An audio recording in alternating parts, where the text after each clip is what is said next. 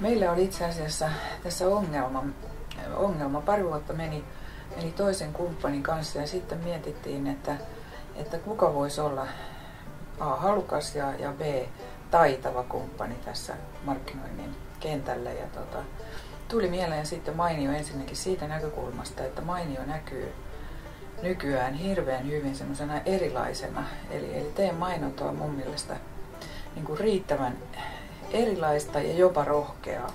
On nähty telkkarissa, eri medioissa, kun on palkintoja jaeltu, niin Mainio on siellä vilahtanut ja kyllä se niin kuin jää tonne päähän, vaikkei sitä siinä hetkessä niin paljon pongaile. Mutta sitten kun alettiin tätä yhdessä Naisten Pankissakin miettiä, niin Mainio ihan oikeasti nousi sieltä. Hauska kuulla. Mainiota. Kyllä ilman muuta tämä on kahden välistä tämä hyöty.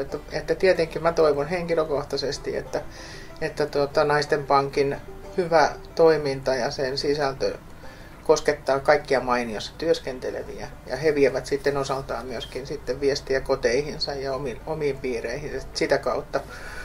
Ja myöskin se, että niin kuin meidän porukoilla, jotka tässä sitten on mukana, kaikki tietää, että tästä ei me veloteta mitään, tämä on hyvän tekeväisyyttä siis, mutta että siitä tulisi semmoinen auttamisen ilo ja hyvä mieli meillekin täällä Mainiossa, niin se ei ole ollenkaan väheksyttävää, vaan päinvastoin toivottavaa.